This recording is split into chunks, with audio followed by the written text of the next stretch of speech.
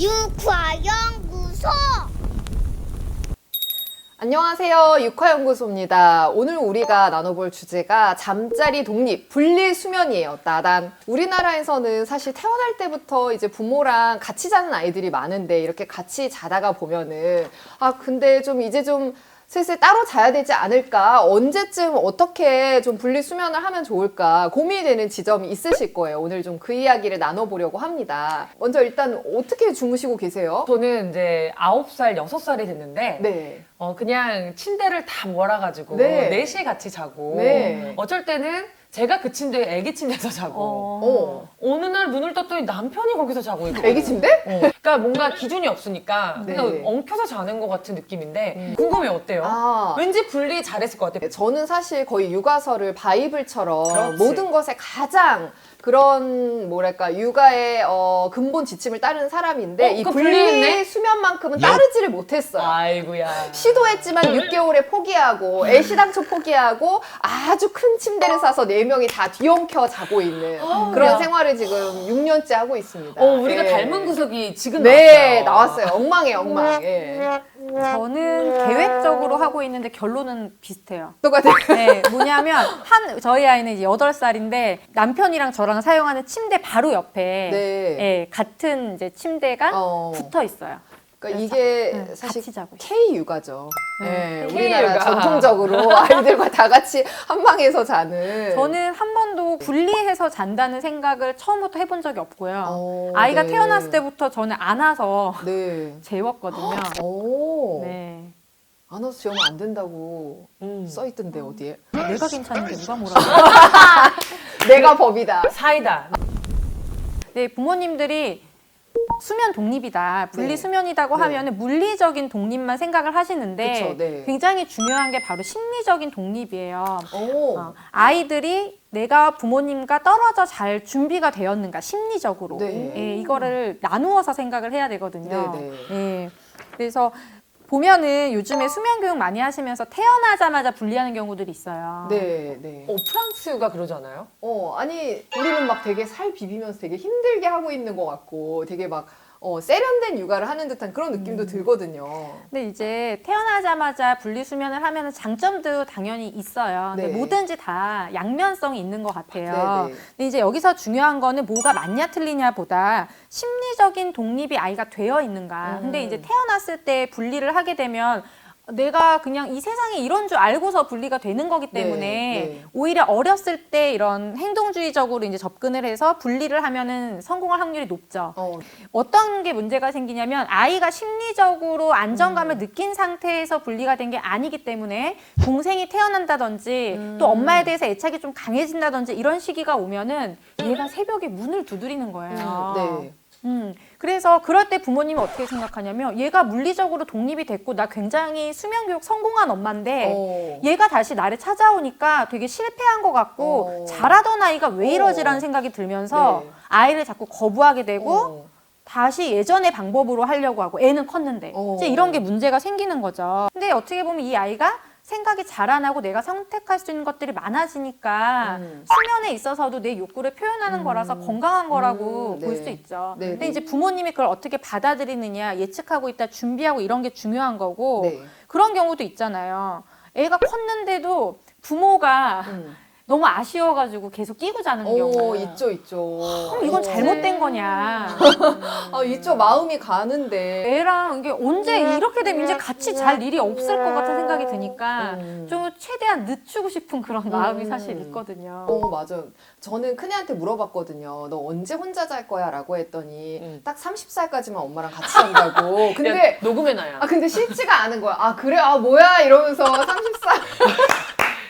뭔지 알아. 그러긴 한데, 그러니까 이런 경우도 있잖아요. 네. 다 각자마다 상황이 다르다는 거예요. 그럼 여기에서 뭐가 맞냐 틀리냐보다 어쨌든 결국에는 아이가 물리적으로도 독립을 해야 되는데 이 중에서 우선하는 거는 심리적으로 아이가 독립할 수 있도록 해주는 거. 그리고 부모도 심리적으로 이제 독립이 되어야 되는 거죠. 그쵸, 결국에는. 그쵸. 예.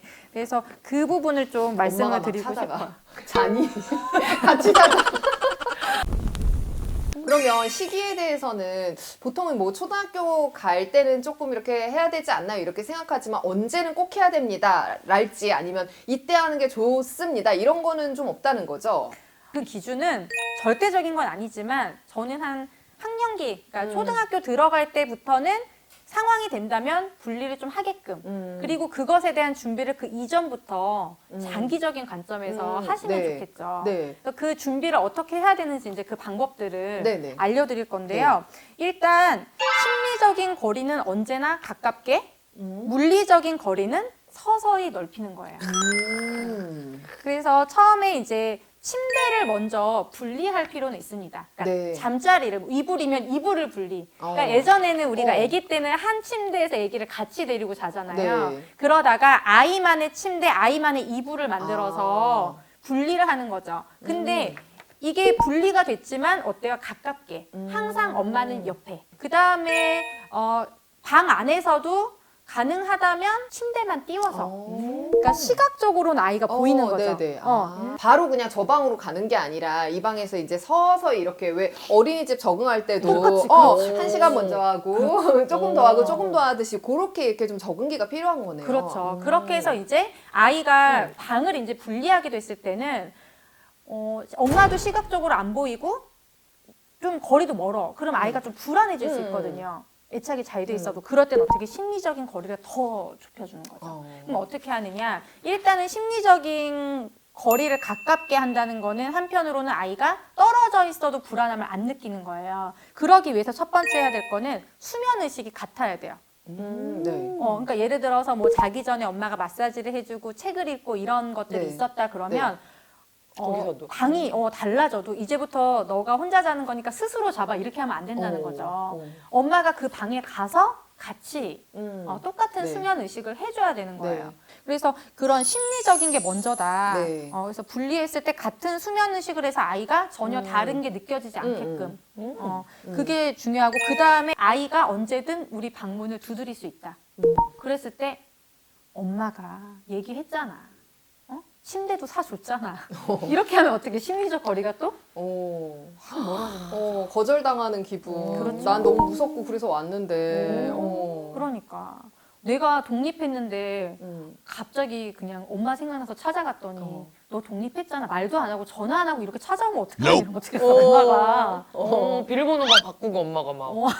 방에 비밀번호 달아. 자물쇠. 엄마도 사생활이 있어 막 이러면서 왜 말 안 하고 와? 그러면 분리는 좀 언제 어떻게 하려고 좀 계획을 하고 계세요?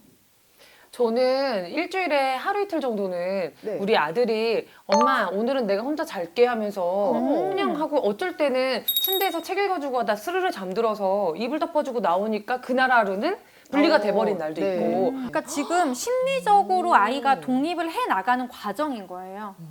그러니까 준비가 된 거지. 그러면 기본은 이제는 혼자 자는 건데 한 번씩 엄마랑 잘 수 있게끔 그렇게 하는 것도 괜찮죠. 특별한 날 엄마랑 같이 자는 날 토요일은 이렇게 할 수도 있고. 그럼 박사님은 언제쯤 계획하고 계세요? 저는 이제 원래는 8살 때부터 하려고 했는데 이게 계획이 지금 이사 계획이 있어요. 네. 그래가지고 이사를 하면서부터 이제 방을 분리하는 걸로. 네. 그게 근데 한 3년 전부터 그러니까. 계속 얘기하고 있어요. 그게 너무 웃겨. 아니 그래서 이런 꿀팁처럼 이런 이벤트를 활용하라고 이런 것들도 있더라고. 예를 들어 이사를 간다든지 어쨌든 초등학교 입학했으니까 이제 너는 언니야 오빠야 형아야 이렇게 얘기를 해주거나 아니면 새로운 침대를 직접 가서 고르게 한다든지 이런 이벤트들을 좀 활용해서 이 시기를 정하는 거는 어때요? 좋죠. 이렇게 어떤 특별한 계기가 있으면 아이들도 내적 동기가 생기니까 네. 그런 거는 좋은데 이런 거를 주의해야 된다는 거야. 침대 샀잖아. 저 침대 얼마인지 사줬는데 왜 알아? 안 자?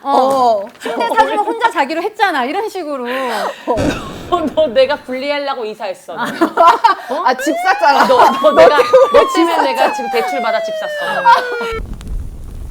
그래서 오늘 수면 독립 그리고 잠자리 분리에 대해서 저희가 영상을 한번 만들어 봤는데 아마 이 영상 말고도 어떤 꿀팁이나 이런 것들 많이 찾아보셨을 것 같아요. 근데 누구한테 이 방법이 통했더라, 어떤 방법이 정말 딱 좋더라 해서 우리 아이에게 무조건적으로 적용하려다 보면 부작용 같은 것도 많기 때문에 이제 어떤 준비 과정이, 탄탄한 준비 과정이 중요하다는 거. 심리적 거리는 가까울수록 좋고 또 물리적 거리는 천천히 연습 과정을 통해 늘리는 것이 좋다는 것을 기억해 두시면 좋을 것 같습니다. 오늘 영상 시청해 주셔서 감사드리고요. 그리고 좋아요. 구독 부탁드릴게요. 부탁드려요. 고맙습니다. 와, 오늘도 왕꿀팁. 육화연구소